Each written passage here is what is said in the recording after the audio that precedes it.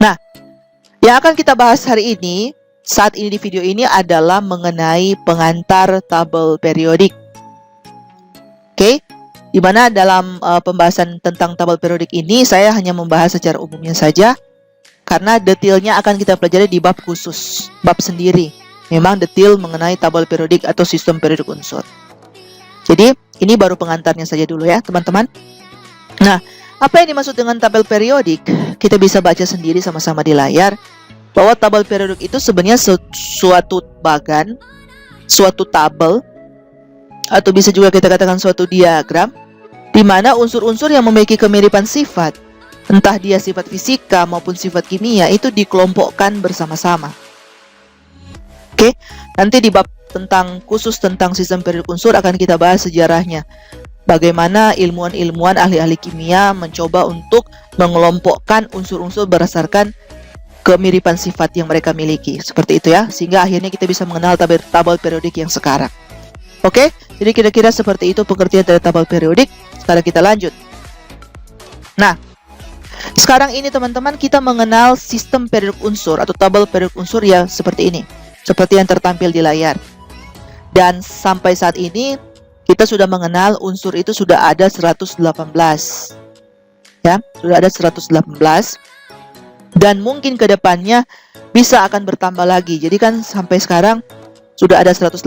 Kita tidak tahu beberapa tahun ke depan ada seorang ilmuwan ahli kimia yang menemukan unsur yang baru.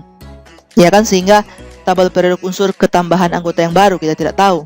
Jadi intinya sampai sekarang kita mengenal sudah ada 118 unsur. Tapi ada kemungkinan ke depannya dia bisa bertambah. Nah, dari sini saya cuma bisa menjelaskan, baru akan menjelaskan secara umumnya saja, bahwa ada warna-warni, diberikan warna-warni seperti ini, itu sebenarnya untuk menggolongkan unsur dengan warna yang sama memiliki sifat yang sama atau kemiripan sifat. Seperti itu teman-teman. Jadi nanti di bagian bab khusus mengenai tabel periodik unsur akan saya bahas secara mendetail. Tapi di sini saya cukup akan mengingatkan kembali, dan saya yakin teman-teman sebenarnya sudah pelajari ini dari sejak SMA, bahwa dalam tabel periodik unsur dia disusun berdasarkan kemiripan sifatnya, ya kan? Dan dalam tabel periodik unsur ada kan yang namanya yang mendatar ini, ya kan? Yang horizontal ini itu kan biasanya kita sebut dengan istilah apa namanya? Periode. Sedangkan yang vertikal ini kita biasa sebut dengan istilah golongan, ya kan? Dimana kan kalau dalam tabel periodik unsur ada dua jenis golongan. Golongan utama itu yang A, ini biasa ditulis A, ini A kan, golongan A.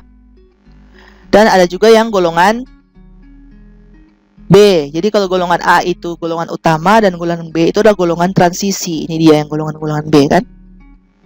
Oke, seperti itu. Jadi dia transisi ada di tengah, yang ini dan ini. Sedangkan yang golongan A itu ada di kiri kanan, mengapit di kiri dan kanan. Oke. Nah, kemudian tentu yang warna-warna sama ini pasti adalah kumpulan-kumpulan unsur yang memiliki kemiripan sifat dan digolongkan pada kelompok tertentu. Seperti ini misalkan yang warna merah, kita bisa lihat di sini tertulis itu adalah golongan logam alkali. Yang warna orange itu golongan alkali tanah. Yang warna kuning ini itu masuk dalam kelompok logam transisi. Kemudian yang warna hijau, ya kan? Itu masuk basic metal. Basic metal, logam dasar, atau biasanya di istilah lain logam post transisi atau pasca transisi. Baru yang warna ini mau bilang warna biru, enggak, warna hijau juga tidak terlalu hijau. Ya intinya yang warna ini itu masuk golongan semi metal atau semi logam atau metaloid. Yang warna biru muda ini termasuk hidrogen yang di ujung ini itu masuk golongan kelompok non logam atau non metal. Yang ini masuk kelompok halogen. Kemudian yang paling kanan ini masuk kelompok noble gas atau gas mulia. Kemudian yang di bawah ini, yang di atas ini itu masuk kelompok lantanida. Sedangkan yang di bawah ini masuk kelompok actinida. Di mana kedua kelompok ini sebenarnya masuk di golongan ini karena dia ada masuk di sini nih. Nih lihat kan? Dia masuk di golongan yang warna kuning ini, yaitu masuk di golongan atau kelompok logam transisi. Di mana ini biasanya lebih disebut sebagai bagian dari logam transisi, yaitu unsur-unsur transisi dalam. Nah, kita nanti akan pelajari lebih detail di bab yang khusus mempelajari tentang tabel periodik unsur atau sistem periodik unsur. Jadi nanti di bab selanjutnya. Oke? Jadi mungkin sebagai pengantar segini dulu yang akan saya bahas. Nanti kita akan bahas lebih detail di bab lebih khusus tentang membahas tentang ini. Oke? Sekarang kita lanjut. Nah, sekarang kita lanjut pembahasan mengenai molekul dan ion. Di video-video sebelumnya di bab ini kita sudah bahas mengenai atom. Nah, sekarang kita bahas molekul dan ionnya. Ion juga sebenarnya saya sudah singgung-singgung sebelumnya. Jadi, mereview kembali pengertian dari atom yang sudah kita pelajari adalah merupakan partikel penyusun unsur yang masih memiliki sifat unsur. Kita sudah bahas kan kalau atom itu adalah unsur itu terdiri atas kumpulan-kumpulan atom sejenis. Ya kan? Jadi otomatis kita bisa definisikan atom sebagai partikel penyusun unsur yang masih memiliki atau menunjukkan sifat dari unsur tersebut. Nah, dari semua unsur hanya unsur golongan 8A lah yang gas mulia yang sudah saya tunjukkan tadi nih, yang ini, teman-teman. Nih, golongan ini gas mulia. Jadi, dari semua unsur yang ada di sistem periodik unsur yang tadi, hanya unsur golongan 8A atau gas mulia sajalah yang terdapat di alam sebagai atom tunggal. Jadi hanya unsur ini yang bisa berdiri sendiri, teman-teman. Sedangkan unsur-unsur yang lain harus bergabung dengan atom unsur yang lain yang berbeda atau bisa juga sama untuk membentuk molekul-molekul atau ion-ion. Itu ya, teman-teman. Jadi saya ulangi lagi ya. Jadi dari semua unsur yang ada di sistem periodik unsur, hanya unsur golongan 8A atau unsur gas mulia saja yang dapat kita temukan di alam sebagai atom tunggal, atau dalam hal ini kita namakan gas monoatomik. Oke. Monoatomik kan maksudnya hanya terdiri atas satu atom saja atau atom tunggal. Sedangkan sebagian besar dari materi itu tersusun atas molekul-molekul. Jadi atom unsur yang satu harus gabung dengan atom unsur yang lain, entah dia sama atau berbeda, untuk membentuk molekul-molekul atau ion-ion. Seperti itu, teman-teman. Jadi istimewa ya, golongan gas mulia ini baru dinamakan saja gas mulia. Berarti memang dia ada keistimewaan tertentu yang membuat seperti itu. Oke, teman-teman, jadi perlu diingat itu ya. Hanya unsur golongan 8A saja yang dapat berdiri sendiri dan hanya terdiri atas atom tunggal. Sisanya harus bergabung dengan atom yang lain, mau dia atom berbeda atau atom sejenis, untuk membentuk molekul atau ion atau senyawa. Oke? Semoga dapat dipahami ya. Kita lanjut. Nah, sekarang kita bahas dulu tentang molekul. Apa pengertian dari molekul? Seperti yang sudah saya jelaskan sebelumnya, saya ingat saya sudah pernah jelaskan juga tentang pengertian molekul di bab-bab sebelumnya, bahwa molekul itu adalah gabungan, sederhana saja, gabungan atau kumpulan yang terdiri dari setidaknya 2 atom dalam susunan tertentu yang terikat bersama oleh yang namanya suatu ikatan kimia. Seperti itu, teman-teman. Oke? Jadi kalau atomnya hanya satu, ya tidak mungkin dikatakan molekul, ya kan? Minimal dia ada 2. Oke, minimal dia ada 2. Oke, kemudian molekul itu dapat mengandung atom-atom dari unsur-unsur yang sama atau berbeda, ya kan? Yang bergabung dalam perbandingan tertentu. Dan hal ini sudah sesuai dengan hukum perbandingan tetap yang sudah kita bahas di video-video sebelumnya. Oke? Nah, kita review lagi pengertian yang membedakan molekul unsur dan molekul senyawa. Kalau molekul unsur itu adalah gabungan atau kumpulan atom-atom unsur yang sejenis atau sama. Misalkan gas hidrogen itu kan rumus molekulnya adalah H2. Ya kan? Ini kan kumpulan dari sesama atom unsur hidrogen, ya toh? Yaitu H dan H membentuk H2.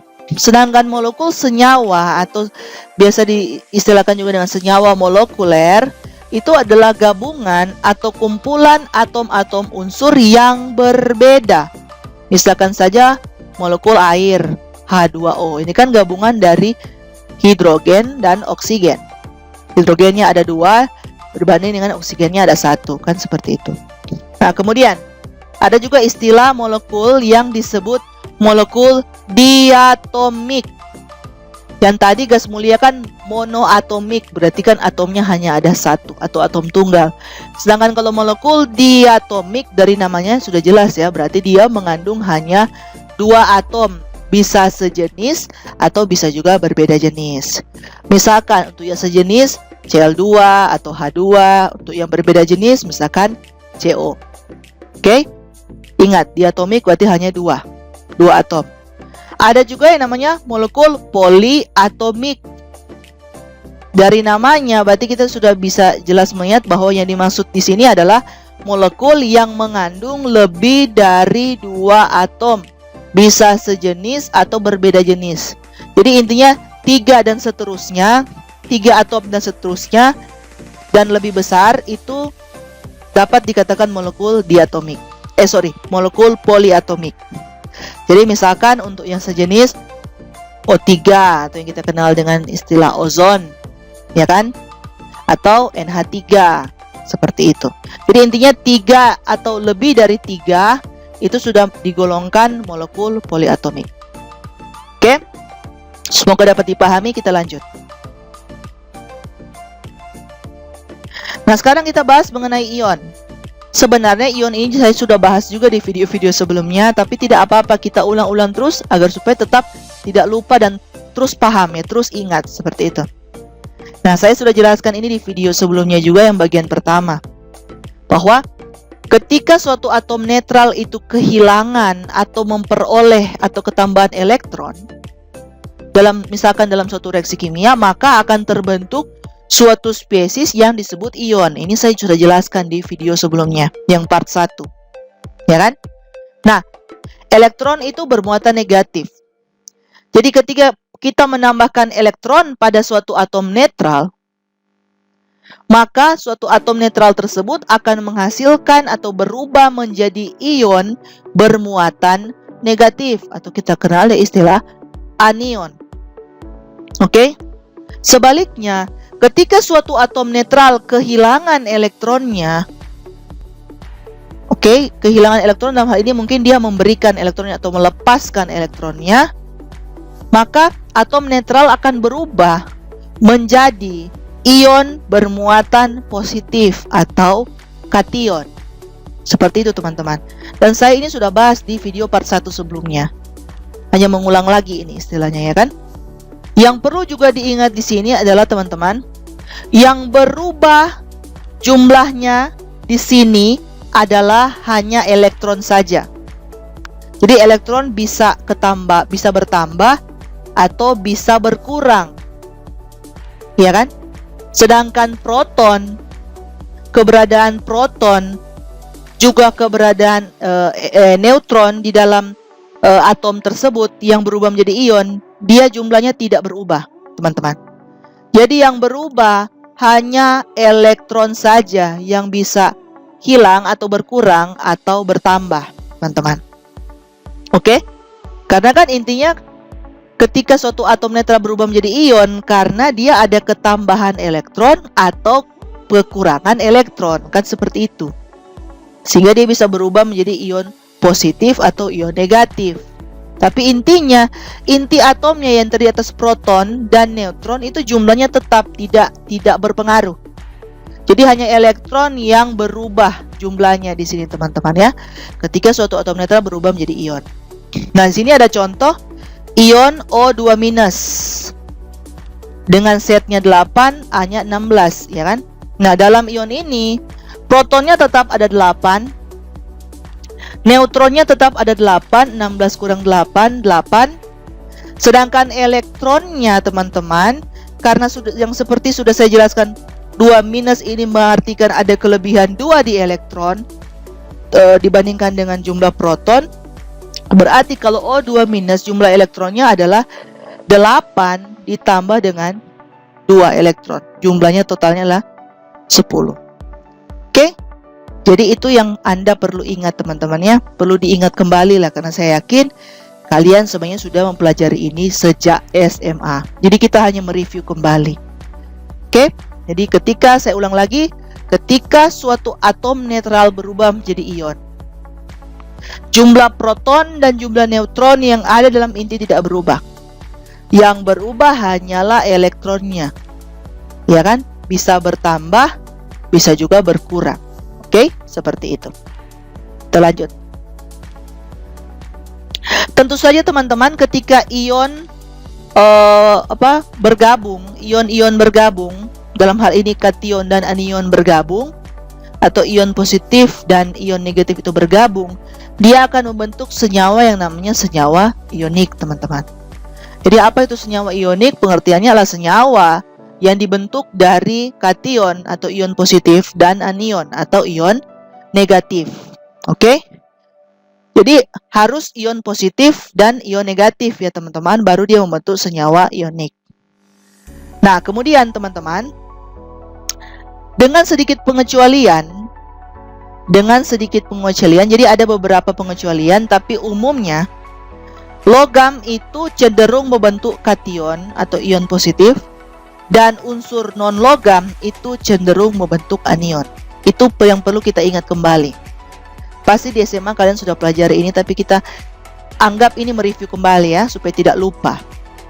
Jadi unsur logam cenderung membentuk kation atau ion positif, dan unsur non-logam cenderung membentuk anion atau ion negatif.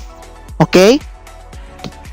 Di sini diawali dengan sedikit pengecualian, karena mungkin ada beberapa kasus yang tapi sedikit, tidak banyak, yang tidak sesuai seperti itu.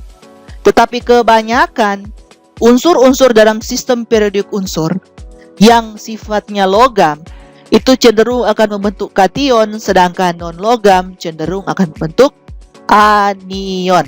Oke? Seperti itu. Nah, kemudian di sini ada istilah juga, kita belajar istilah lagi supaya tahu. Ada yang namanya ion monoatomik. Artinya apa? Berarti ion-ion ini hanya mengandung satu atom. Banyak contohnya ya. Na+, Mg2+, Fe3+, Cl-, dan seterusnya. Sedangkan ion poliatomik berarti ion-ion yang mengandung lebih daripada satu atom. Contohnya juga banyak, OH-, Cn-, NH4+, ini salah ya. Maksudnya NH4+, jadi saya tulisnya minus. Jadi mohon maaf ya. Nanti makanya saya langsung koreksi. Ini NH4+, SO42-, PO43-, dan masih banyak contoh yang lain. Oke? Semoga dapat dipahami ya. Kita lanjut. Nah, sekarang kita bahas mengenai materi yang lain lagi, yaitu tentang rumus kimia. Rumus kimia itu apa? Rumus kimia itu digunakan untuk menyatakan komposisi suatu senyawa. Oke, bisa dalam bentuk senyawa molekul, atau senyawa ionik. Oke, dalam bentuk lambang kimia. Adanya komposisi di sini dimaksudkan bukan hanya menyatakan unsur-unsur yang ada, tetapi juga rasio atau perbandingan atom-atom yang bergabung membentuk senyawa atau molekul tersebut. Oke, jadi saya ulangi ya. Rumus kimia itu sebenarnya menyatakan komposisi suatu senyawa dalam bentuk lambang-lambang kimia. Komposisi di sini dimaksudkan bukan hanya menyatakan unsur-unsurnya saja, tetapi perbandingan atau rasio dari atom-atom unsur yang bergabung untuk membentuk senyawa tersebut. Oke? Nah, dalam rumus kimia di sini kita akan membahas dua rumus kimia, yang namanya rumus molekul dan rumus empiris. Ini juga saya yakin sudah Anda pelajari. Jadi anggap kita mereview ya. Yang saya ulang-ulang lagi karena saya yakin pasti ini sudah dipelajari sejak SMA. Kita bahas dulu yang pertama, rumus molekul. Nah, rumus molekul teman-teman itu apa sih? Jadi rumus molekul itu adalah rumus kimia yang menunjukkan jumlah tepat, oke? Jumlah tepat dari tiap atom unsur dalam unit terkecil dari suatu zat yang membentuk senyawa tersebut. Oke? Jadi rumus molekul menunjukkan jumlah tepat tiap atom unsur dalam unit terkecil dari suatu zat. Contoh, H2 itu merupakan rumus molekul dari hidrogen. O2 itu merupakan rumus molekul dari oksigen. O3 rumus molekul untuk ozon. H2O adalah rumus molekul untuk air. Oke? Dan rumus molekul ini juga sebenarnya menyatakan rumus yang sebenarnya, teman-teman. Itu yang untuk membedakan dengan rumus empiris. Jadi rumus yang sebenarnya yang dimiliki oleh molekul atau senyawa tersebut. Nah, angka subskrip atau indeks yang saya warnai biru ini itu menandai jumlah atom dari suatu unsur yang ada dalam molekul itu. Jadi kalau H2 berarti dalam molekul ini hanya ada 2, kan seperti itu. Atau H2O berarti dalam molekul ini hanya ada 2, O-nya ada 1. Seperti itu ya. Dan biasanya angka subskrip atau indeks 1 itu tidak dituliskan. Ini juga saya yakin Anda sudah tahu. Lanjut. Sekarang kita bahas mengenai model molekul. Kita sudah pelajari dari kemarin bahwa atom itu ukurannya sangat-sangat kecil. Ya kan? Ukurannya sangat-sangat kecil. Dan molekul yang adalah gabungan dari atom-atom pasti juga tetap sangat kecil. Ya kan? Karena bentuk dari molekul itu sangat-sangat kecil, untuk kita amati secara langsung melalui mata kita, maka cara yang paling efektif untuk memvisualisasikan atau menggambarkan bentuk dari molekul adalah dengan menggunakan yang namanya model molekul. Gitu ya. Tidak mungkin kita menggambarkan aslinya yang sangat-sangat kecil itu. Sehingga untuk memudahkan menggambarkan bagaimana sih bentuk dari molekul, maka kita menggunakan yang namanya model molekul. Nah, ada 2 tipe standar model molekul yang sekarang kita gunakan, teman-teman. Ada yang namanya model bola dan tongkat. Bola itu menyatakan atom-atomnya, sedangkan tongkatnya itu yang menghubungkan antara bola-bolanya itu menyatakan ikatan kimianya. Sedangkan model yang kedua adalah model ruang terisi. Oke, jadi ada 2 ya, model bola dan tongkat. Dan yang kedua adalah model ruang terisi. Nah, kalau model ruang terisi ini dia ikatan kimianya nggak terlihat. Jadi seperti terlihat kayak atom bola-bola yang ditumpuk, yang dimampatkan, kan seperti itu. Nanti kita akan lihat bagaimana sih modelnya di slide selanjutnya. Nah, sebelum ke model molekul, kita bahas dulu rumus struktur. Apa itu rumus struktur? Ini memang sudah terlalu banyak istilah, tapi tetap ini penting untuk saya sampaikan dan diharapkan teman-teman dapat memperhatikan, ya. Nah, jadi sebelum kita masuk ke model molekul, ada yang namanya rumus struktur. Rumus struktur itu apa? Jadi tahap awal dalam kita membuat model molekul, teman-teman, kita harus tahu dulu atau harus tuliskan dulu rumus strukturnya, ya kan? Nah, rumus struktur itu apa? Jadi rumus struktur itu adalah rumus yang menunjukkan bagaimana sih urutan atom-atom itu yang berikatan satu sama lain dalam molekul atau senyawa tertentu. Oke, jadi urut-urutannya, teman-teman. Urut-urutan atom-atom yang berikatan. Contoh, sebagai contoh, kita tahu bahwa dalam molekul air tiap 2 atom H itu terikat dengan 1 atom O, ya kan? Dengan demikian rumus strukturnya itu harus kita tulis H, O, H. Ini kan urutannya H, O, H. Nggak mungkin kita menulis HHO atau OHH, nggak mungkin. Jadi yang rumus struktur yang benar adalah H dulu, baru ikatan kimianya, baru O di tengah, ikatan kimia, baru H. Ikatan kimia ini, dua ini menghubungkan antara O dengan H yang ini dan O dengan H yang ini. Oke, jadi garis itu yang menghubungkan antara dua lambang atom, H dan O, itu melambangkan ikatan kimianya. Oke, jadi seperti itu teman-teman. Penting kan keberadaan rumus struktur. Kalau kita tidak tahu rumus strukturnya, kita akan salah membuat model molekulnya. Lanjut. Jadi ini ada contoh beberapa molekul. Ada molekul hidrogen, molekul air, molekul amonia, dan molekul metana. Rumus molekulnya untuk hidrogen H2, untuk air H2O, untuk amonia NH3, dan untuk metana CH4. Sedangkan rumus strukturnya untuk H2 itu H ikatan kimia H, ya kan, H garis H, mana garis menyatakan ikatan kimianya. Sedangkan untuk rumus struktur untuk air H garis O garis H. Rumus struktur untuk amonia H N H H. Jadi N berikatan dengan 3H. Oke. Sedangkan untuk metana CH4, C-nya di tengah, kemudian dia seperti kayak memiliki tangan ya, berikatan dengan 4 hidrogen. Seperti itu. Nah, inilah yang saya maksud dengan model bola dan tongkat dan model ruang terisi. Model bola dan tongkat ya jelas dari namanya, jadi ada bola, kemudian tongkatnya ini itu dimaksudkan sebagai ikatan kimianya.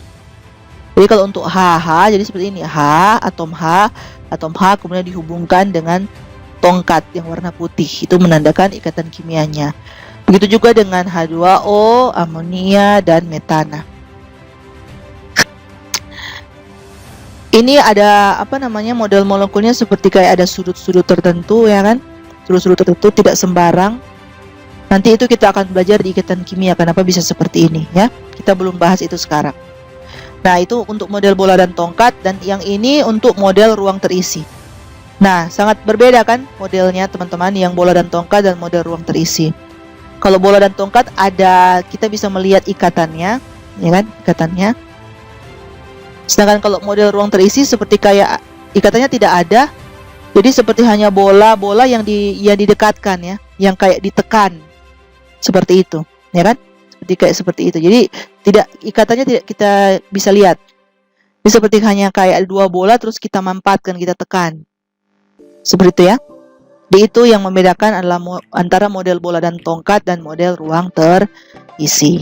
Tapi sama-sama dia ingin menggambarkan model dari molekul. Seperti itu ya. Oke, semoga dapat dipahami. Kita lanjut. Nah, sekarang kita masuk ke rumus empiris. Tadi kita sudah belajar rumus molekul, di mana tadi kan kita sudah sepakat bahwa itu menyatakan jumlah tepat dari atom-atom unsur yang menyusun molekul atau senyawa tersebut. Atau rumus molekul itu sebenarnya menyatakan rumus yang sebenarnya dari molekul tersebut atau senyawa tersebut. Sedangkan kalau rumus empiris itu apa? Nah, jadi yang rumus empiris yang membedakannya dengan rumus molekul adalah kalau rumus empiris itu merupakan rumus kimia yang menunjukkan kepada kita unsur-unsur penyusun molekul dalam jumlah perbandingan bilangan bulat yang paling sederhana, tetapi belum tentu menunjukkan jumlah atom-atom yang sebenarnya dalam suatu atom. Nah, ini dia. Jadi, rumus yang menunjukkan jumlah atom-atom yang sebenarnya dalam suatu molekul itulah yang kita namakan rumus molekul. Tapi kalau rumus empiris itu belum tentu. Dia hanya menunjukkan perbandingan atom-atom yang menyusun molekul atau senyawa dalam perbandingan bulat yang paling sederhana. Tapi belum tentu rumus empiris itu adalah rumus molekul, teman-teman, atau rumus sebenarnya yang dimiliki molekul tersebut. Contoh. Sini ada contoh rumus molekul dari hidrogen peroksida, yaitu H2O2. Ini rumus molekulnya, teman-teman, rumus sebenarnya. Nah, rumus ini menunjukkan bahwa tiap molekul hidrogen peroksida terdiri atas 2 atom hidrogen dan 2 atom oksigen. Rasio atau perbandingan atom hidrogen dan atom oksigen dalam molekul H2O2 adalah 2:2, ya kan? Nah, tapi kan 2:2 ini masih bisa kita perkecil lagi, teman-teman. Belum merupakan perbandingan bilangan bulat yang paling sederhana, kan? Jadi kalau kita perkecil lagi, dia akan menjadi 1:1. Sehingga rumus empirisnya menjadi HO. Biasa kan 1 tidak ditulis. Indeks 1 tidak ditulis. Sehingga rumus empirisnya untuk hidrogen peroksida menjadi HO. Di mana HO ini bukanlah rumus sebenarnya atau bukanlah rumus molekul dari hidrogen peroksida, tetapi rumus empiris. Seperti itu, teman-teman, ya. Jadi itu yang membedakan antara rumus molekul dan rumus empiris. Harap itu untuk diingat kembali. Oke? Seperti itu. Nah, di sini ada contoh soal. Ini ada gambar model bola dan tongkat dari metanol, ya. Dari molekul atau senyawa metanol. Jadi di sini yang warna hitam, bulatan hitam katanya itu karbon, atom C. Yang merah itu maksudnya atom O, dan yang H ini yang ada 1, 2, 3, 4 ini maksudnya atom hidrogen. Diminta menuliskan rumus molekul dari metanol seperti apa. Ini sangat mudah, ya, teman-teman.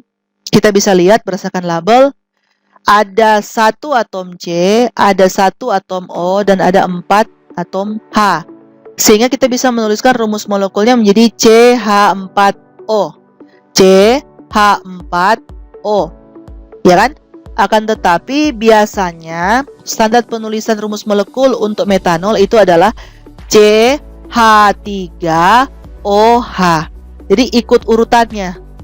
Ikut urutannya seperti kayak ikut rumus strukturnya. CH3 1 2 3 baru O dan H. Jadi CH3OH. Oke? Kenapa biasa dituliskan seperti itu? Karena model molekul ini menunjukkan bagaimana atom-atom berikatan dalam molekul. Jadi bagaimana urut-urutannya. Jadi kita ikut saja seperti ini, CH3 1 2 3 OH. Seperti itu, ya, teman-teman. Tapi mau dituliskan seperti ini juga bisa. Oke? Jadi ada dua kemungkinan, bisa seperti ini, bisa juga seperti ini. Oke? Sangat mudah, kan? Sangat-sangat mudah, ya, teman-teman. Kita lanjut.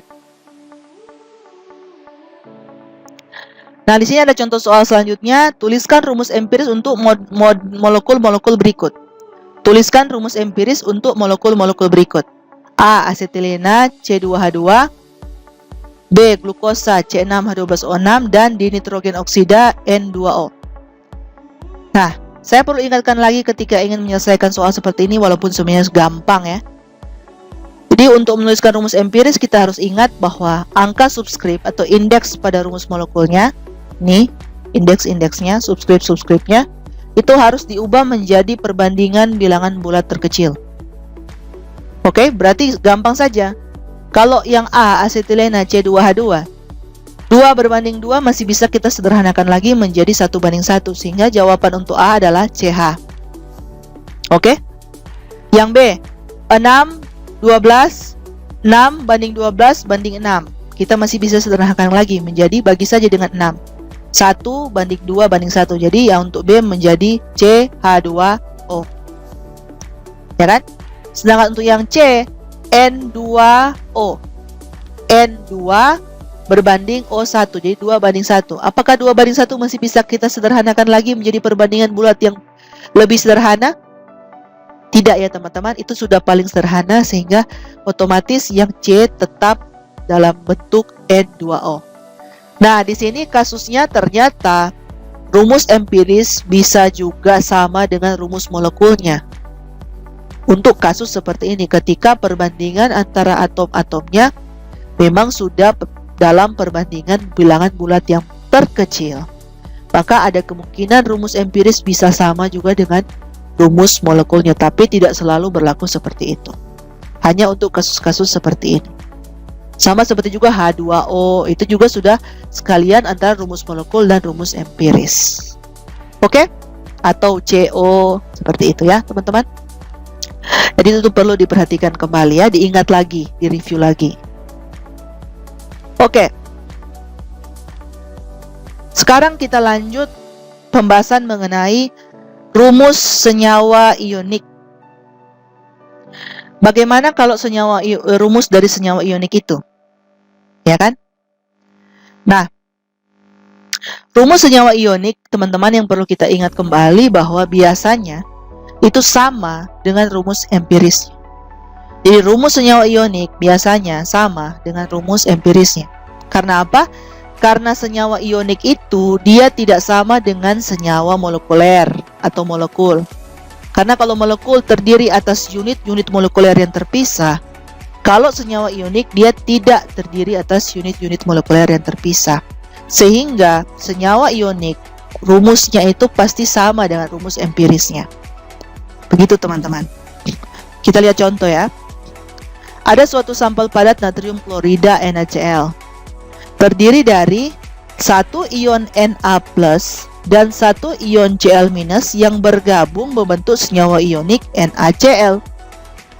Nah, di sini kan kita bisa lihat bahwa dalam senyawa NaCl, senyawa ionik NaCl, perbandingan antara kation dan anionnya adalah 1:1. Ya kan? Sehingga senyawa tersebut bermuatan listrik netral.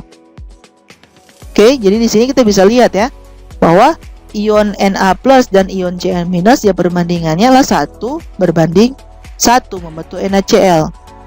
Sehingga itu yang dimaksud rumus senyawa ionik biasanya sama dengan rumus empirisnya. Seperti itu, teman-teman. Akan tetapi dalam senyawa ionik lain, struktur sebenarnya itu bisa berbeda. Tetapi susunan kation dan anionnya diatur sedemikian rupa sehingga senyawanya itu akan tetap netral. Oke? Dan juga perhatikan bahwa dalam rumus senyawa ionik, muatan pada kation dan anion itu tidak ditunjukkan. Oke? Kalian juga pasti sudah tahu. Ini kita hanya mereview kembali. Nah, selanjutnya, teman-teman, kita sudah tahu kan kalau senyawa ionik itu sebenarnya gabungan dari kation dan anion. Dan senyawa ionik itu keseluruhannya netral ya. Kalau tidak netral ya berarti dia ion, bukan senyawa. Ya kan? Dikatakan senyawa ionik ya karena dia gabungan dari ion-ion. Ion positif dan ion negatif sehingga menjadi netral. Ya kan? Kalau dia tidak bermuatan netral berarti dia bukan senyawa ionik. Tapi ion. Seperti itu ya, teman-teman. Nah, sekarang agar suatu senyawa ionik keseluruhannya bermuatan listrik netral, maka harusnya jumlah muatan pada kation dan anion itu dalam setiap unit rumusnya itu harus 0. Jadi total muatannya baik kation dan anion yang menyusun senyawa ionik itu harus totalnya 0 sehingga akhirnya dia bisa bermuatan netral atau tidak bermuatan. Nah, sehingga jika kita dapati muatan pada kation dan anion itu berbeda, maka kita harus menerapkan aturan berikut untuk membuat rumus senyawa ioniknya, yang membuat rumus senyawanya menjadi bermuatan netral. Makanya perhatikan, ini saya sudah cetak tebal karena ini perlu diingat bahwa aturannya adalah angka subskrip. Tadi saya sudah jelaskan subskrip yang mana kan, yang angka yang ditulis agak ke bawah itu dalam rumus. Angka subskrip kation itu sama dengan angka muatan pada anion, dan angka subskrip anion itu harus sama dengan angka muatan pada kation. Jika angka muatannya sama, maka tidak diperlukan subskripnya. Oke? Jadi kalau sama-sama satu biasanya tidak perlu ditulis kan, seperti itu. Oke? Nah, kita langsung lihat contoh saja agar supaya kita semua bisa sama-sama lebih paham apa sih maksud dari aturan ini, ya kan? Kita lanjut ke contoh soal. Nah, di sini saya tuliskan lagi yang aturan yang tadi agar supaya kita tidak lupa ya, kita bisa membaca lagi. Jadi angka subskrip kation sama dengan angka muatan pada anion, dan angka subskrip anion dalam rumus senyawa ionik itu harus sama dengan angka muatan pada kation. Jika angka muatannya sama, maka tidak diperlukan subskrip. Misalkan contoh, Ini ada senyawa ionik kalium bromida, di mana kalium bromida itu mengandung kation K+ dan anion Br-. Jadi satu kation K+ dan satu anion Br-. Di mana di sini kita bisa lihat bahwa muatan dari kation itu +1, muatan dari anion itu -1, ya kan? Sehingga total muatannya ketika kita jumlahkan +1 tambah -1 itu 0. Nah, karena ini memang sudah total muatannya sudah 0, sehingga kita tidak memerlukan subskrip pada tiap kationnya dalam rumusnya ionik, dan rumus senyawa ioniknya akan menjadi KBr. Jadi kita tidak perlu menulis K1Br1 karena biasanya 1 tidak ditulis. Sehingga langsung saja KBr. Oke? Jadi ini sama seperti NaCl yang tadi di awal. Karena dia total muatannya langsung 0.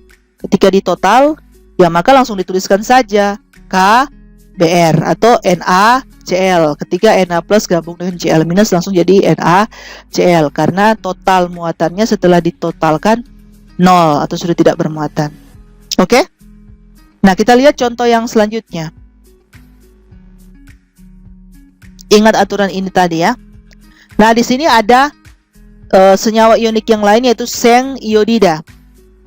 Di mana seng iodida ini mengandung kation Zn2+ dan anion I-. Nah, perhatikan di sini bahwa muatan dari kation dan anionnya tidak sama. Ya kan? 1 2+, 1 minus. Iya kan? Sehingga ketika kita coba mentotalkan, muatannya tidak 0 ya. Oke, totalnya tidak 0, belum 0 maksud saya. Sehingga kita harus mengikuti aturan ini ya. Jadi untuk menentukan rumus senyawa ionik dari seng iodida, maka saran saya pertama tuliskan dulu ya, Zn, kemudian I. Nanti kita lengkapi dengan subskripnya. Subskripnya untuk ikuti aturan ini. Angka subskrip pada kation yang ini harus sama dengan angka muatan pada anion.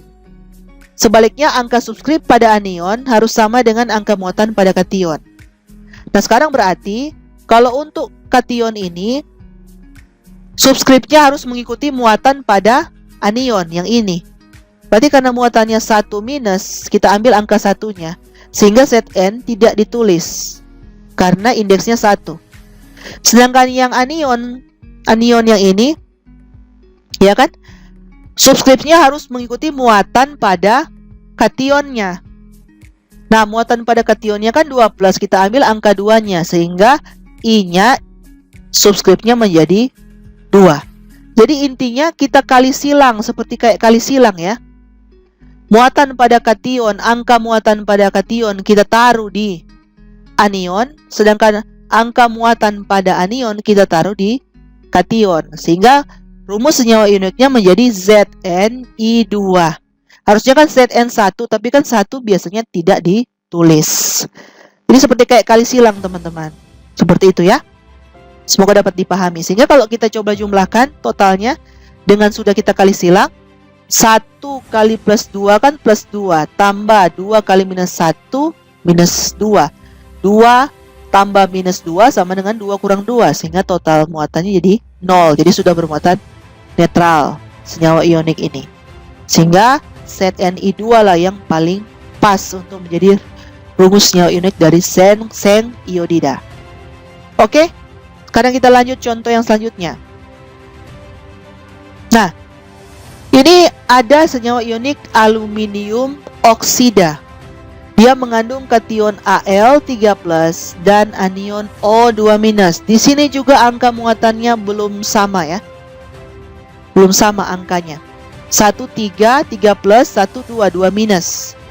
Sehingga kita harus kali silang seperti tadi. Tulis dulu lah Al dengan O, indeksnya tinggal kita lengkapi subskripnya. Jadi Al untuk kation yang ini kita harus ambil subskripnya dari muatan anionnya. Jadi kita ambil ini anionnya kan 2-, kita ambil angka 2-nya menjadi Al2.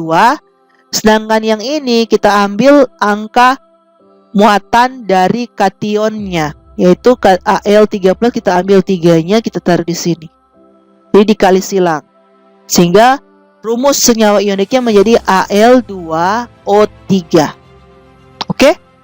Sehingga ketika kita ingin mentotalkan muatannya, ya pasti 0. 2 dikali plus 3 tambah 3 dikali minus 2 itu jumlahnya 0. Sehingga rumus senyawa ionik dari aluminium oksida adalah Al2O3. Itu aja yang perlu diingat. Kita kali silang saja. Oke, kita ambil angkanya saja. Angka dari muatan kita taruh di lawan sebaliknya. Jadi kalau untuk muatan dari kation, angka dari muatan kation kita taruh di anion pada rumusnya. Sedangkan angka muatan dari anion kita taruh di kation pada rumus senyawa ionik, sehingga totalnya akan menjadi Al2O3. Oke, seperti itu, dan hal yang sama juga berlaku untuk kasus-kasus senyawa ionik yang lain ya. Seperti itu, semoga dapat dipahami. Mari kita lanjut. Oke, sekarang teman-teman kita masuk ke dalam materi yang selanjutnya, yaitu mengenai penamaan senyawa atau tata nama senyawa atau molekul.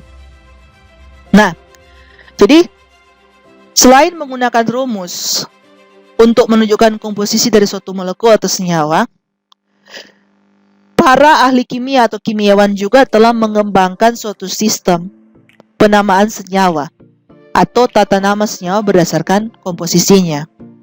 Di sini teman-teman, di video kali ini saya akan membagi senyawa atau molekul itu dalam 3 kategori. Di sini saya akan membagi senyawa dalam 3 kategori teman-teman, yaitu senyawa ionik, penamaan untuk senyawa ionik, penamaan untuk senyawa molekuler, dan penamaan untuk senyawa asam dan basa. Oke, jadi dibagi atas 3 jenis senyawa ini dan kita bahas bagaimana tata namanya atau penamaannya. Oke, seperti itu. Kita lanjut. Kita mulai dulu dengan penamaan senyawa ionik. Bagaimana sih kita menamakan suatu senyawa ionik? Aturannya seperti apa? Ya kan? Nah, di bab sebelumnya kan kita sudah bahas bahwa kalau berbicara senyawa ionik itu dia terbentuk dari kation atau ion positif dan anion atau ion negatif.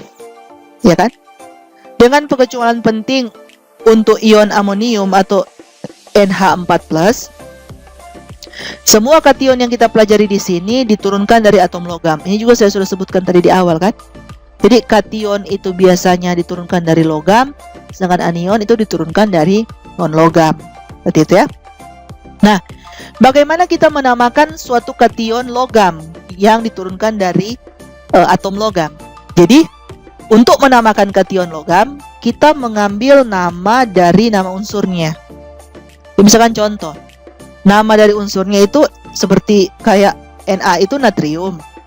Berarti nama kationnya atau ion Na+ itu namanya ion natrium atau kation natrium. Oke? Jadi kita mulai dulu dengan penamaan kationnya. Jadi untuk penamaan kation diambil dari nama unsurnya. Jadi kalau ini nama unsurnya Na itu natrium, maka nama kationnya Na ketika dia jadi Na+ akan menjadi ion natrium atau kation natrium. Oke? Itu yang perlu diingat. Sekarang kita lanjut. Nah, teman-teman, kebanyakan senyawa ionik itu dia merupakan senyawa biner, teman-teman. Maksudnya apa? Maksudnya senyawa yang terbentuk hanya dari 2 unsur. Oke, jadi ada istilah baru lagi sini, biner. Itu maksudnya hanya senyawa yang hanya terdiri dari 2 unsur. Jadi kebanyakan senyawa ionik seperti itu. Nah, akan tetapi ada juga beberapa senyawa ionik lain yang terdapat dalam bentuk senyawa tersier. Maksudnya apa? Senyawa yang tersusun atas 3 unsur. Tapi kebanyakan senyawa biner. Jadi tata nama atau penamaan untuk senyawa ionik yang biner itu harus ikuti aturan seperti ini. Jadi saya beri warna biru ya untuk penekanan. Unsur pertama kita beri nama kation logam. Tadi kita sudah belajar bagaimana cara menamakan kation logam, ya kan? Baru diikuti dengan nama anion non logam. yang diberi nama dengan mengambil bagian awal dari nama unsur non-logamnya, kita tambahkan akhiran ida. Jadi nama dari kation logam kita gabung dengan nama bagian awal dari anion non-logam dan diakhiri dengan akhiran ida. Langsung lihat contoh saya supaya paham ya. Misalkan ada gabungan dari Na dan Cl, ya kan, membentuk NaCl. Na kan namanya natrium, Cl namanya klorin. Jadi ketika digabung jadi NaCl, NaCl namanya menjadi natrium klorida.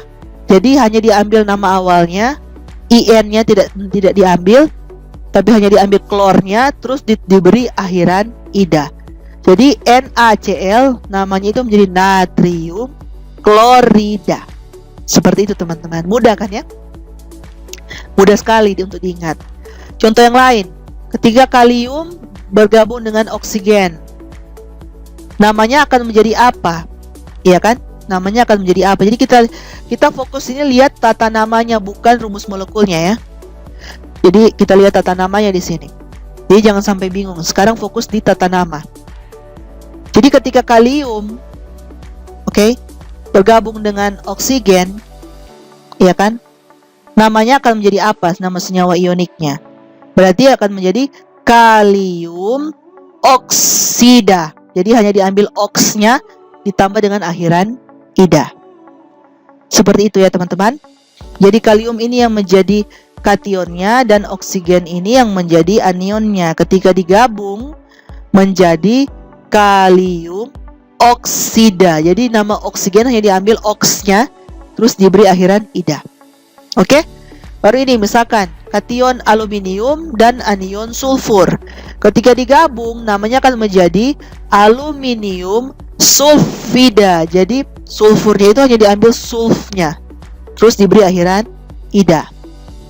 Kemudian ya contoh yang lain, ketika Mg gabung dengan N, magnesium gabung dengan nitrogen, maka namanya akan menjadi magnesium nitrida. Jadi nitrogennya hanya diambil NiTr-nya saja terus diberi akhiran ida.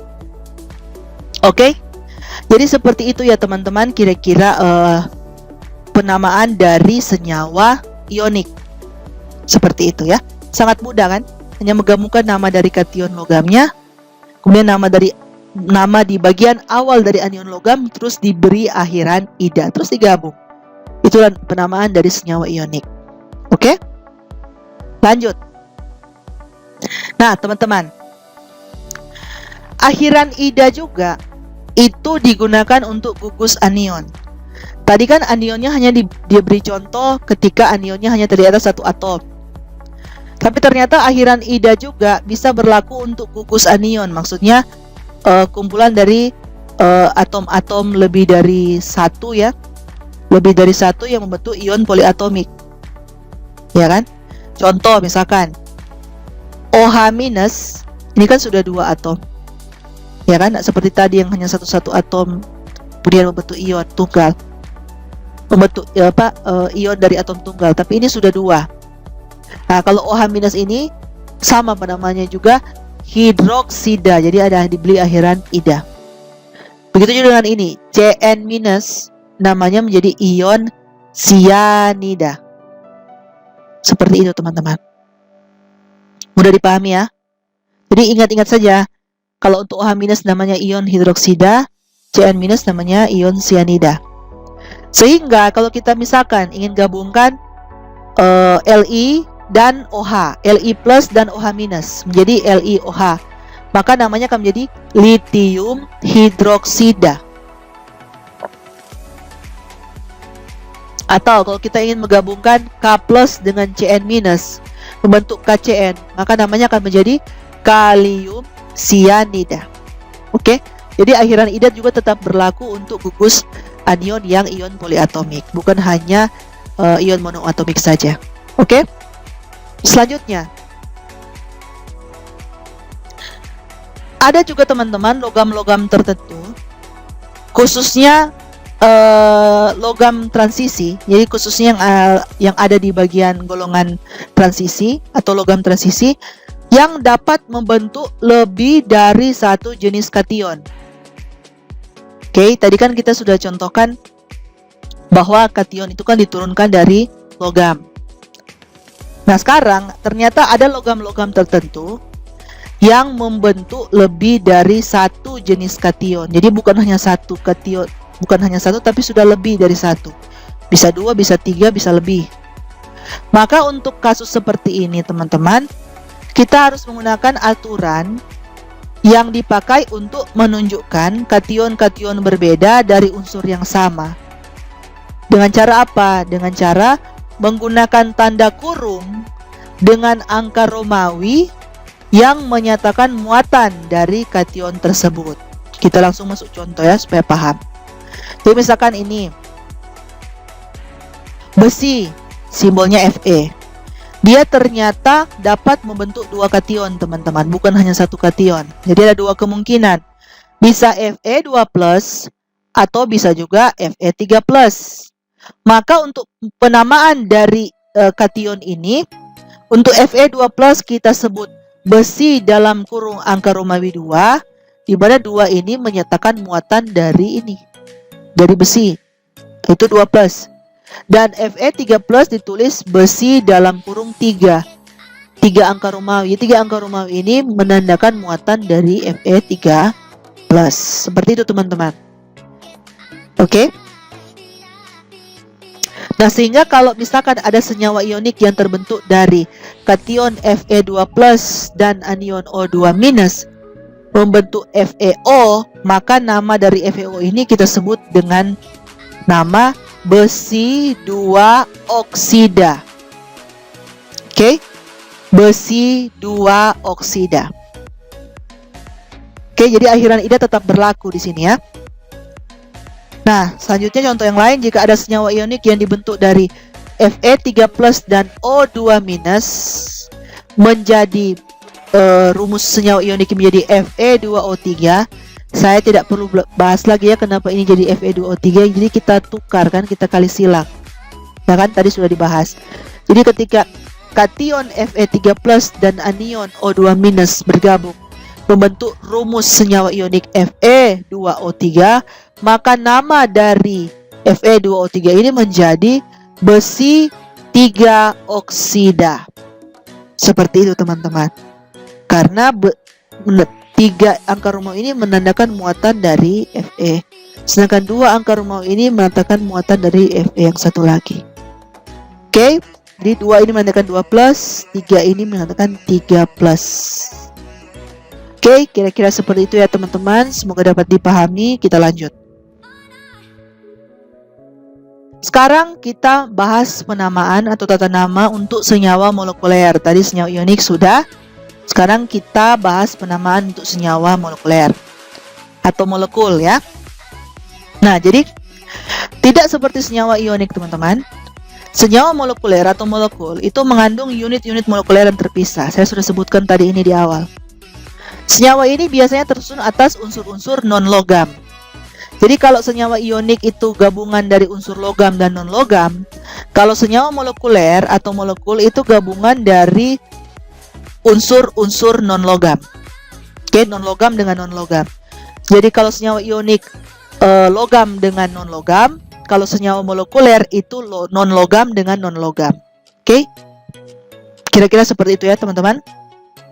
Nah, kemudian banyak senyawa molekuler itu berupa senyawa biner. Ya, ternyata sama dengan senyawa ionik ya, kebanyakan senyawa biner. Maka penamaan senyawa molekuler itu, senyawa molekuler yang biner itu mirip dengan penamaan senyawa ionik biner. Oke. Jadi pertama-tama aturannya kita menempatkan nama dari unsur pertama dalam rumus, dan sesudahnya unsur kedua kita beri nama dengan menambahkan akhiran ida ke nama dasar unsur tersebut. Jadi kira-kira sama ya, teman-teman ya, seperti penamaan senyawa ionik yang tadi. Jadi contoh, HCl, hidrogen dengan klorin bergabung menjadi HCl, namanya menjadi hidrogen klorida. Jadi sama ya, sama seperti senyawa ionik tadi. HBr, Ya kan? Hidrogen gabung dengan bromin menjadi hidrogen bromida. Jadi hanya bromnya yang diambil. Klorin juga hanya klornya yang diambil terus diberi akhiran ida. SiC, silikon dan karbon. Namanya menjadi silikon karbida. Jadi hanya karbnya yang diambil dari karbon terus diberi akhiran ida. Jadi kira-kira sama ya dengan senyawa ionik, teman-teman ya. Untuk senyawa molekuler atau molekul. Nah, lanjut. Masih mengenai tata nama senyawa molekuler. Nah, dalam senyawa molekuler, teman-teman, sepasang unsur umumnya bisa saja membentuk beberapa senyawa yang berbeda. Oke?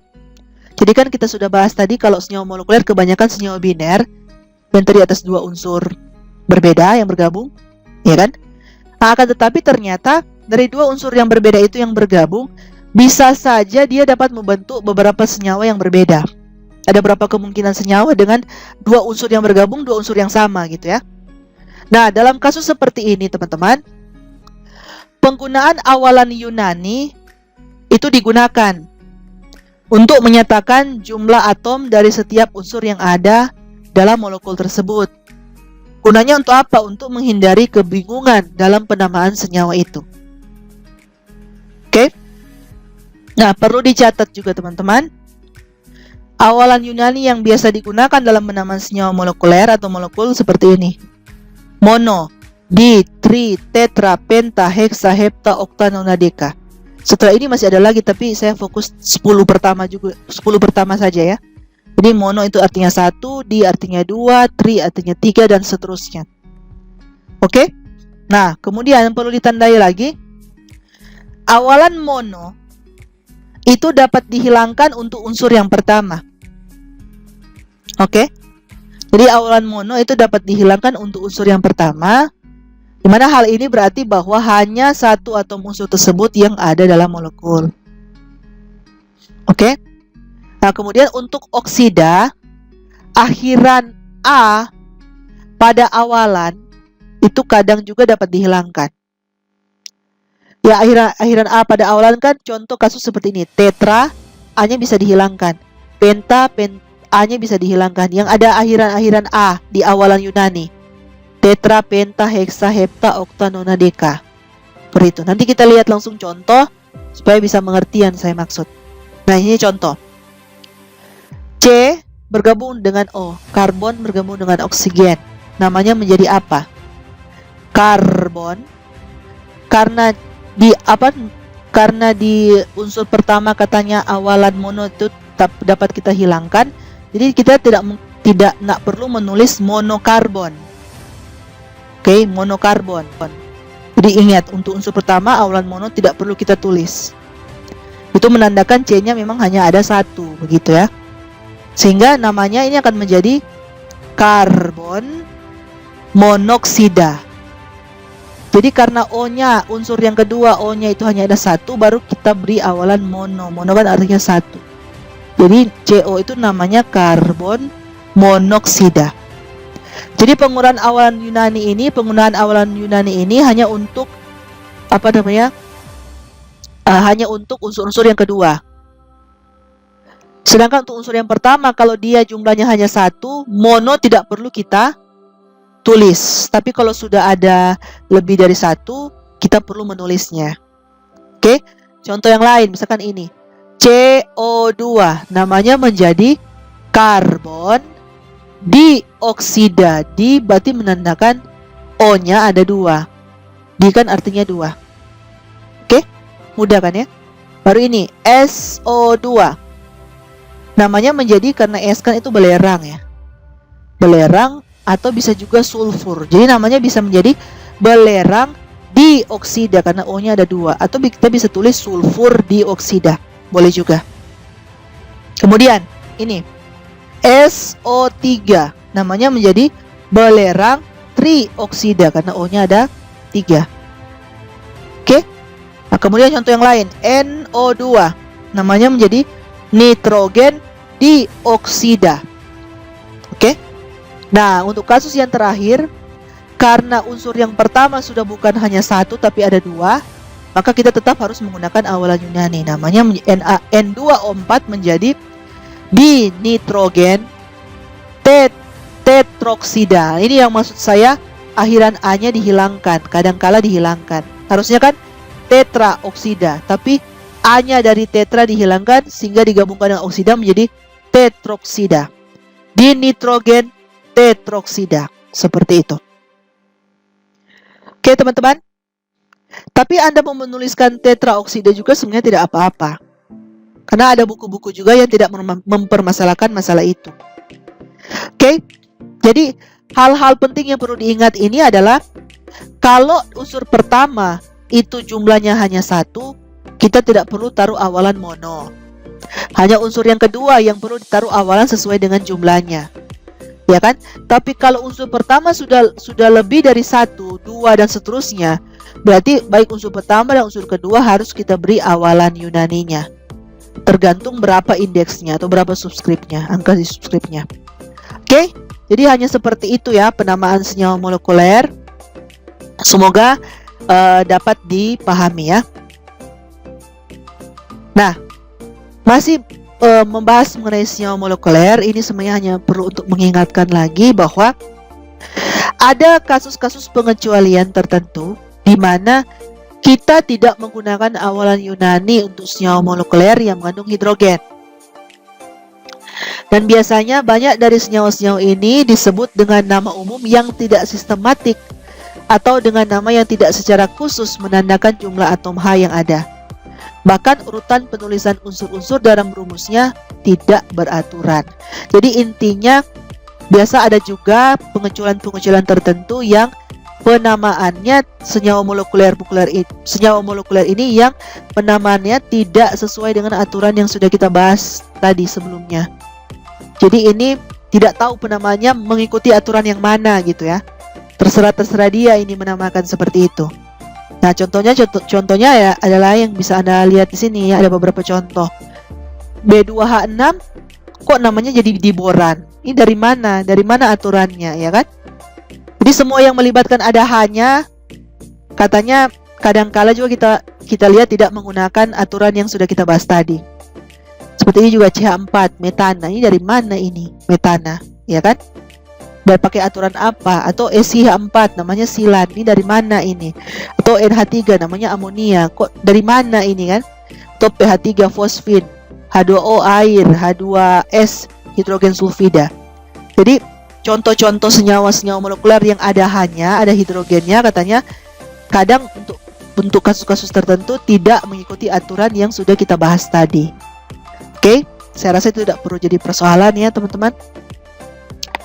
Kalau Anda bisa menghafalnya ketika dia muncul di soal, pasti Anda sudah tahu ini tidak mengikuti aturan.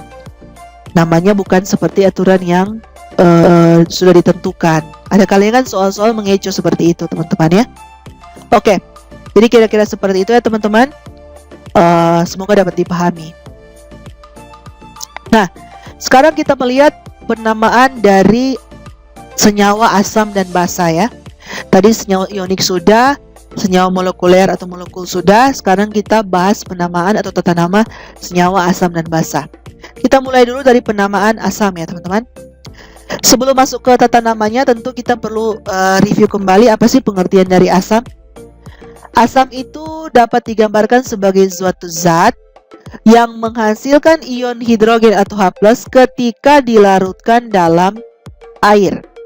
Oke, jadi asam itu dapat digambarkan sebagai suatu zat yang menghasilkan ion hidrogen atau H+ ketika dilarutkan dalam air. Rumus untuk asam tersusun atas satu atau lebih atom hidrogen dan sebuah gugus anion. Anion yang namanya diakhiri dengan ida mempunyai bentuk asam dengan nama yang diawali dengan kata dalam tanda kutip asam dan diikuti dengan nama anion tersebut. Sebaiknya kita langsung lihat contoh ya. Jadi misalkan ini ada contoh-contoh nama-nama anion kan. F- namanya fluorida. Cl- klorida. Kita tahu dari mana kan, ini kan biasa dibeli akhiran ida kan. Br- bromida dan seterusnya. Sehingga nama asamnya ketika dia F- ini digabung dengan H membentuk HF Di ketika F- itu digabungkan dengan H+ membentuk HF, ya kan? Maka namanya akan menjadi asam fluorida. Jadi intinya hanya ditambahkan asam di depan, kemudian diikuti dengan nama anionnya. Oke? Ketika Cl- ketemu dengan H+ membentuk HCl, maka namanya akan menjadi asam klorida. Br- ketemu dengan H+ membentuk HBr, namanya menjadi asam bromida, dan begitu seterusnya. Jadi untuk penamaan asam, kita menambahkan asam di depannya terus diikuti dengan nama dari anionnya. Hanya seperti itu teman-teman, karena kan kalau asam pasti di depannya H. Oke, terus diikuti dengan anionnya. Sehingga tinggal tambahkan asam di depan terus ikuti dengan nama anionnya. Seperti itu. Hanya seperti itu teman-teman. Jadi mudah ya. Lanjut. Ada juga teman-teman yang tadi kan adalah contoh asam sederhana teman-teman. Tapi ada juga penggolongan asam di mana asam tersebut dia bisa mengandung hidrogen, oksigen, dan unsur lain yang berperan sebagai unsur pusat dalam senyawa asam tersebut. Dan biasanya kita menamakan asam jenis ini sebagai asam okso, teman-teman. Jadi kalau contoh-contoh yang tadi kan, yang sebelumnya yang ini, dia kan kebanyakan hanya terdiri atas asam yang terdiri atas 2 atom kan, kebanyakan nih. Hanya ini kan yang 3, tapi kan kebanyakan 2. Jadi hanya ini yang ada lebih dari 2 kan. Tapi kan kebanyakan juga yang dikasih contoh hanya 2 kan, hanya terdiri atas A dengan anionnya, A dengan anion monoatomiknya kan. Nah, sedangkan kalau yang kasus asam okso ini dia sudah lebih kompleks teman-teman ya. Jadi dia sudah terdiri atas hidrogen, oksigen, dan unsur lain yang menjadi unsur pusat untuk membentuk senyawa asam itu. Biasanya kita sebut dengan istilah asam okso. Nah, ada penamaan tertentu ya untuk menamakan asam okso ini teman-teman ya. Jadi rumus asam okso biasanya diawali dengan H, diikuti dengan unsur pusat, dan kemudian O. Dan kalau kita ketemu senyawa asam dengan asam okso seperti ini, maka penamaannya itu harus diawali dengan kata asam. Jadi tetap ada asam di depan, lalu diikuti dengan nama awal unsur pusatnya atau atom pusatnya, dan diberi akhiran at. Oke? Seperti contoh berikut ini kita lihat ya. HNO3. Jadi ada unsur hidrogen, kemudian ada oksigen, dan ada unsur pusat di tengahnya, yaitu nitrogen. Jadi HNO3 yang menjadi unsur pusatnya adalah nitrogen. Sehingga kita harus ikuti aturan yang sudah dikatakan ini kan. Penamaannya diawali dengan kata asam, lalu diikuti dengan nama awal dari unsur pusatnya, dan diberi akhiran at. Jadi kalau untuk kasus HNO3 karena unsur pusatnya adalah nitrogen, maka penamaannya menjadi asam nitrat. Jadi diberi akhiran at dan hanya diambil awalnya dari nama nitrogen. Oke, jadi namanya menjadi asam nitrat. Nitrat ini berasal dari nama awal dari nitrogen yang diambil hanya NiTr-nya, kemudian diberi akhiran at. Seperti itu teman-teman. Oke. Nah, contoh juga yang selanjutnya H2SO4. Jadi ada hidrogen, ada oksigen, dan ada atom pusat atau unsur pusatnya, yaitu S. S ini kan belerang, nama lainnya sulfur, ya kan? Berarti penamanya menjadi asam sulfat. Jadi diambil dari kata sulfur. Bagian awal dari kata sulfur, sulf, terus diberi akhiran at. Jadi nama lengkapnya menjadi asam sulfat. Oke, jadi ini sudah tidak ada akhiran ida-ida lagi seperti sebelumnya tadi ya teman-teman. Tapi ini sudah berbeda, karena ini sudah penamaan asam okso. Nah, selanjutnya H2CO3. C ini yang menjadi unsur pusatnya, sehingga kita harus mengambil nama dari C ini karbon. Jadi namanya menjadi asam karbonat. Oke. Selanjutnya ada HClO3. Cl yang menjadi atom atau unsur pusatnya, berarti namanya menjadi asam klorat karena diambil nama awal dari klorin.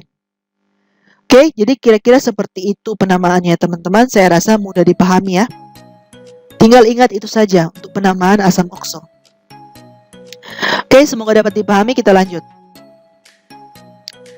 Oke teman-teman, masih membahas mengenai penamaan asam dan masih berhubungan dengan asam okso.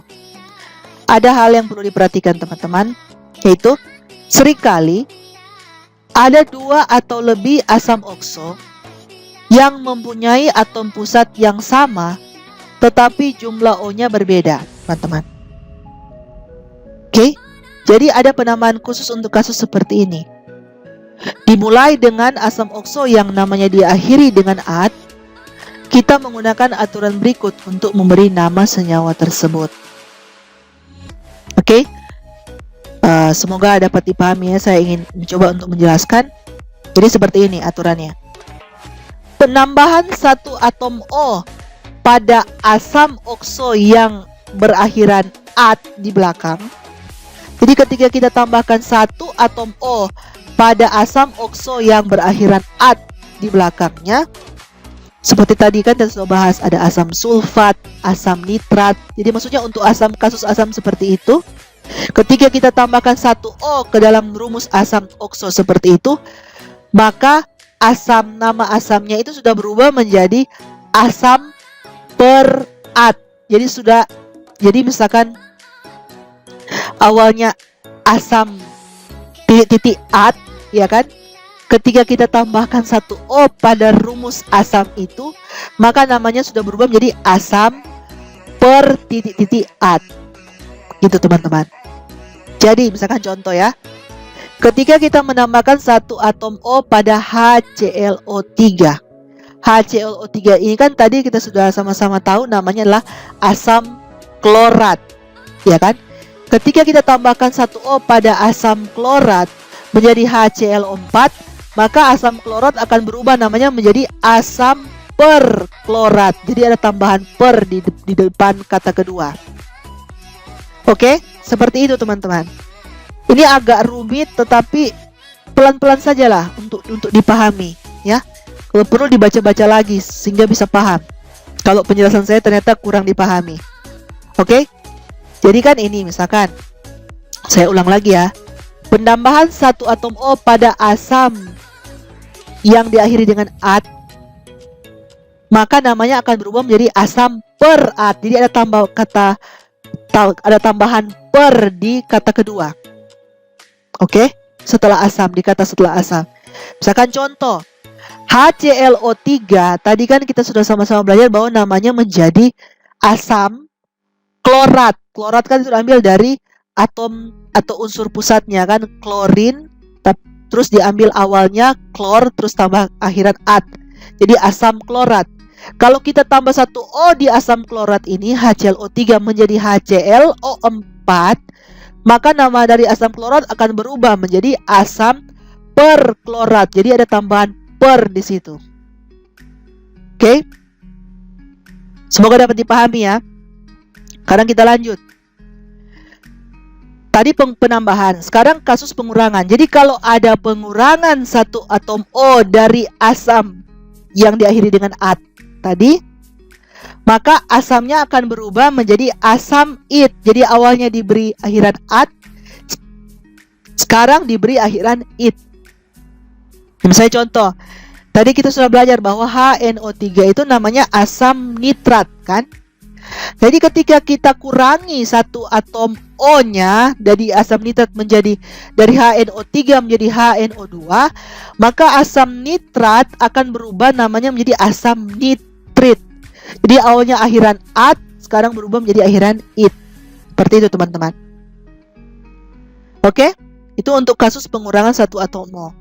Selanjutnya, pengurangan 2 atom O dari asam yang diakhiri dengan -at di belakang.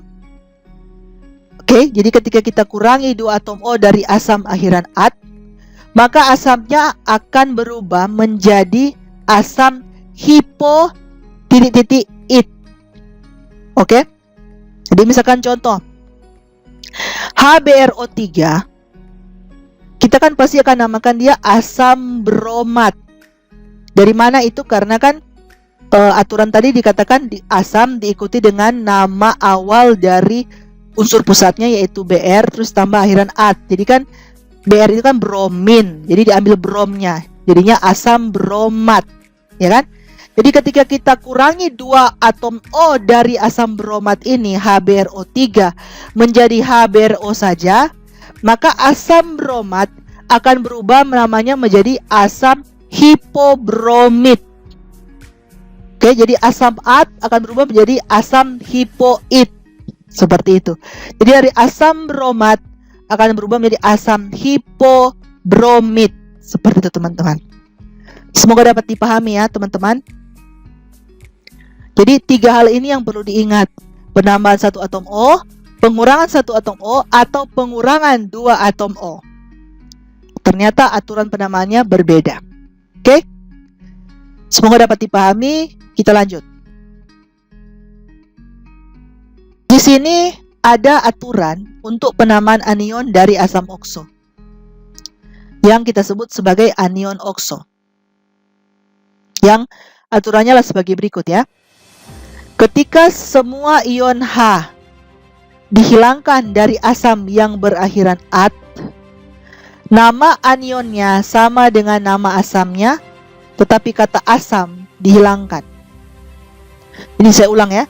Ketika semua ion H dihilangkan dari asam yang berakhiran at, nama anionnya sama dengan nama asamnya, tetapi kata asam itu dihilangkan. Oke? Tadi kan tata nama asam sudah selalu diawali dengan asam apa, ya kan? Nah, sekarang ketika tersisa anionnya hanya sudah dikeluarkan, maka namanya mengikuti nama itu tapi asamnya yang dikeluarkan. Ya kan, seperti itu teman-teman. Ini kan misalkan ini HCO3. Namanya kan asam karbonat. Kita sudah belajar kenapa namanya ini asam karbonat ya. Kita sudah belajar di slide sebelumnya. Nah, ketika kita ambil hanya kita keluarkan sehingga tersisa anionnya yaitu CO3 2-, maka nama dari anion CO3 2- ini menjadi karbonat saja. Jadi asamnya dikeluarkan. Ya seperti itu teman-teman, mudah kan ya? Atau ketika semua ion H dihilangkan dari asam yang berakhiran it, nama anionnya sama dengan nama asamnya tapi kata asamnya juga dihilangkan. Jadi sama berlaku untuk akhiran at dan it ya. Jadi kalau ini HClO2 namanya asam klorid, ya kan? Ketika dia sudah menjadi diambil hanya sehingga tersisa ClO2-, maka anionnya menjadi klorid. Jadi asamnya saja yang dikeluarkan. Oke, seperti itu ya teman-teman. Sekarang kita lanjut. Masih mengenai penamaan anion dari asam okso atau yang disebut anion okso teman-teman. Jadi ada juga kasus di mana nama dari anion yang satu atau lebih tapi tidak semuanya ion hidrogennya dihilangkan harus menunjukkan jumlah ion H yang ada. Oke, tadi kan contoh kita sudah belajar tadi slide sebelumnya bahwa kasusnya adalah semua H-nya dihilangkan sehingga tersisa anionnya, ya kan? Tapi ternyata ada juga kasus di mana kalau kita menghilangkan hidrogennya tidak semua, tapi masih ada sisa H-nya, maka ada penamaan lain lagi yang perlu diperhatikan. Seperti itu maksudnya ya. Jadi sebagai contoh, perhatikan anion-anion yang diturunkan dari asam fosfat berikut ya. Jadi H3PO4 kan namanya asam fosfat. Kita sudah tahu itu dari mana. Ketika kita ambil satu H-nya menjadi H2PO4, ya kan? H2PO4-, maka namanya akan menjadi dihidrogen fosfat. Itu teman-teman. Jadi kalau untuk kasus kita hanya mengambil hanya sebagian, tidak seluruhnya, maka tidak mungkin kita hanya menuliskan fosfat asamnya kita hilangkan seperti kasus sebelumnya. Jadi kalau kita dari H3PO4 kita hanya ambil satu H-nya menjadi H2PO4-, maka namanya menjadi dihidrogen fosfat. Maksudnya dihidrogen ya H-nya itu ada 2 gitu ya. Dan fosfat itu adalah ion anionnya. Oke. Nah, kalau kita ambil hanya 3-3-nya sehingga tersisa anionnya PO43- itu baru kita tuliskan fosfat, kita ambil kata asamnya sehingga tersisa fosfat atau nama anionnya. Ya kan? Nah, kemudian kasus yang berbeda lagi, kalau kita ambil dari H3PO4 ini ada 2 H-nya kita ambil, sehingga masih tersisa 1 H. Contoh seperti ini, HPO42-, maka namanya menjadi hidrogen fosfat. Itu yang membedakan dengan ini, di hidrogen fosfat. Ya kan? Jadi kira-kira seperti itu ya teman-teman untuk penamaannya. Oke, semoga dapat dipahami ini maksud-maksudnya ya. Dan juga kita perlu perhatikan bahwa kita biasanya menghilangkan aulan mono ketika hanya terdapat 1 H dalam anion. Jadi kita tidak tulis monohidrogen fosfat. Tapi kalau ini kita tulis dihidrogen karena sudah lebih dari 1. Oke, jadi itu yang perlu kita perhatikan teman-teman. Semoga dapat dipahami. Kita lanjut. Sekarang kita masuk dalam penamaan yang terakhir, itu penamaan basah. Sebelum kita masuk ke penamaannya, kita harus tahu dulu, review dulu kembali apa sih pengertian dari basah. Ya, jadi basah itu dapat digambarkan sebagai suatu zat yang menghasilkan ion hidroksida atau H- ketika dilarutkan dalam air. Jadi kalau asam kan ion H+, kalau basa ion OH-. Oke? Nah, beberapa contoh penamaan dari basa sebenarnya sama saja ya teman-teman ya.